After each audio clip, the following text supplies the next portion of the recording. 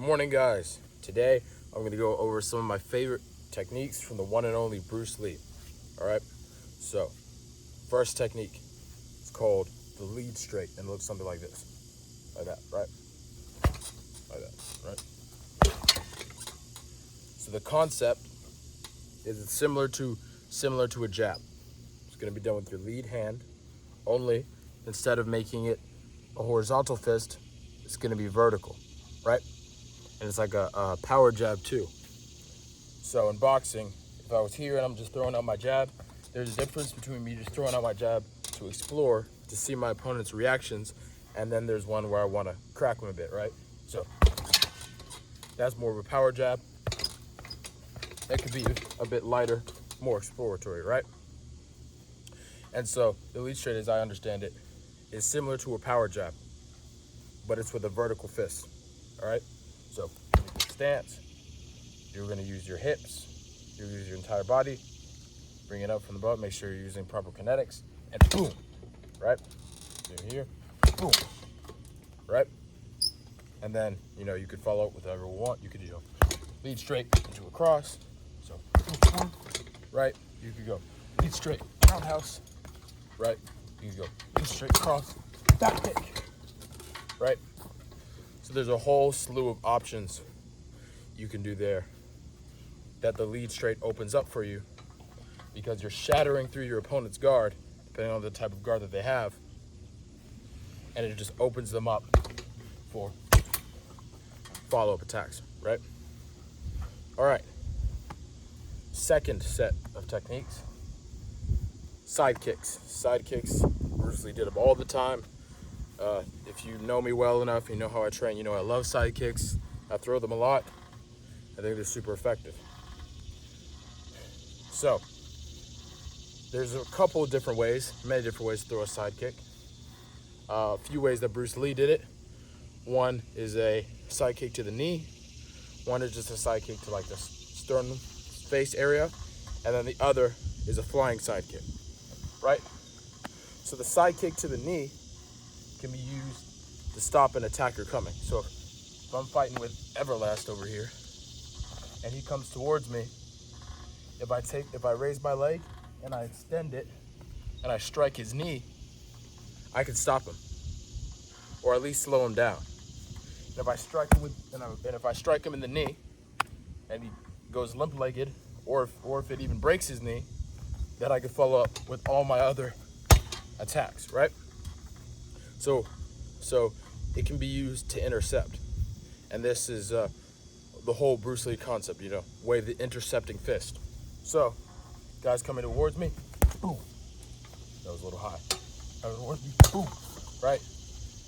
Look at the knee, target the knee, bam, and just shatter it to pieces. All right? This can be really debilitating to anyone. So, MMA, self-defense situation, sidekick to the knee, boom. It's a great option, right? Never expect a single move to finish a fight, but this sidekick to the knee has a lot of stopping power. So it's one that I really love. Then there's a sidekick a bit higher. So it'll be to the face or to the chest area, right? So should look a little something like this, right? Right? Right? Right? So that's the sidekick. So if I'm standing right here, I'm taking my leg, lifting it up, and then I'm extending it out powerfully and forcefully into my opponent, right? So it looks something like that, right? That, right? Right? That's what it looks like. So here again, it can also be used to stop, like the sidekick to the knee, but it can also be used as an offensive movement, as an attack, right? So if I'm standing here, hey man, I don't want no trouble. See a guy coming at me, boom. It's right there, right? You just gotta shift your hips a bit, turn, extend the leg out, all right? So here, you watch Bruce Lee's movies, does side kicks all the time. It's a great technique, really valuable technique. Packs a lot of power if you do it correctly. Yeah. Then there's the flying sidekick.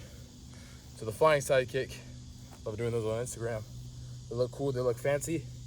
And if you generate enough momentum, it generates a lot of power. So you can do a flying sidekick standing at a close distance. I could go like that, right? But see, I prefer to get a run with it if possible, because it generates more momentum, more force, and it makes the strike twice as powerful, right? So if I can get a little bit of a run, sometimes I even knock this bag over because of how powerful the flying sidekick is. Now, it's a high risk, high reward type of move. If you land it, you're gonna mess somebody up, but it wouldn't be the first thing I throw, because it takes, if you're trying to get momentum, it takes a lot of time, and you're kind of launching at someone, so they might be able to see it coming, depending on the amount of skill they have, right? But here's what it looks like.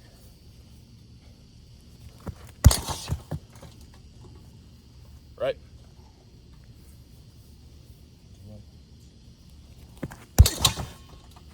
See, so powerful. I moved my the whole boxing bag. I moved the whole boxing bag backwards, so I have to adjust the camera. So you see, that's how powerful a flying sidekick can be if you get momentum and energy going into it, right? So I'll show it one more time. Right? It's a deadly technique, very deadly. All right, next technique are chain punches. So chain punches look a little something like this, right? And me personally, I never walk up to someone and walk into them and just start going like this, but I like using it in close quarters. So if I was here and I was just going toe to toe with a guy and I was boxing him, I could do straight punches like that, and it'll catch him off guard, because a lot of people aren't used to seeing these kind of unorthodox techniques. Well, it depends on who you're fighting, but a lot of people don't know chain punches from like Wing Chun, Bruce Lee, Jeet Kune Do background, right? And it's the same principle as the lead straight. These punches that I'm throwing, they're going vertical, they're going straight. With a vertical fist, they're going straight down the middle. So even if my opponent has his guard up like this, I can still get through with a few punches, and then I can switch back to my traditional boxing if I wanted to, right? So I could go hook, right? I could go other hook to the other side, punch, right? So that's basically the chain punches. It's meant to be pumped out really fast.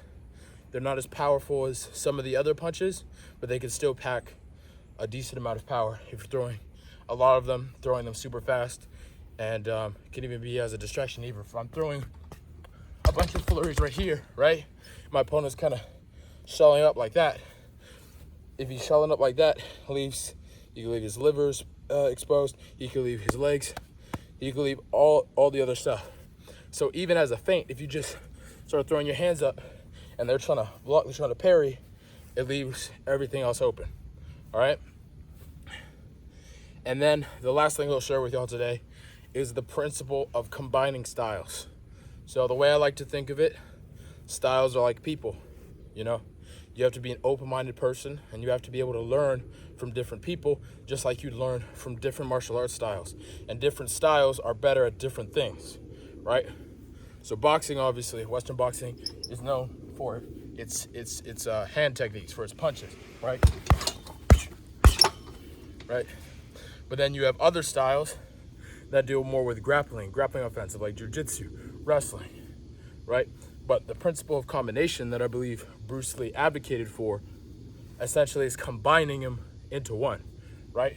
So I can go boxing, boom, boom, boom, and then I can shoot from my double leg, right? So boom, boom, boom, right? And I can take the opponent to the ground by mixing up styles. Or you could even mix boxing and karate together. So if I throw, let's say a 1, 2, 3, 1, 2, 3, right? Throw a jab, cross, hook. I can throw a jab, cross, hook, and then I can turn into a spinning back kick from like a karate or a taekwondo background, right? So it's this real principle of just combining styles. So, right? And it can pack a lot of power. And if you, as a martial artist, are combining your styles, if you're learning something from boxing, from jiu-jitsu, from wrestling, from karate, from taekwondo, from Wing Chun, Jeet Kune Do, you name it, if you're learning all of these different techniques, then you have something in your arsenal, you have something in your pocket that your opponent doesn't, right? And it's the same way, not only in fighting, but it's the same way in life, right?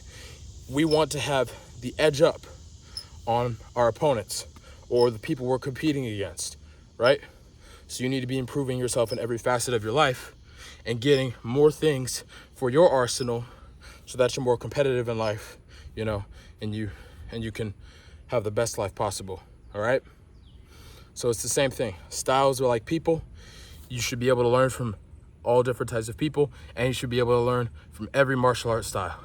Now, some I think may be a little bit stronger than others, depending on your opinion, depending on the situation, or how we're making a comparison.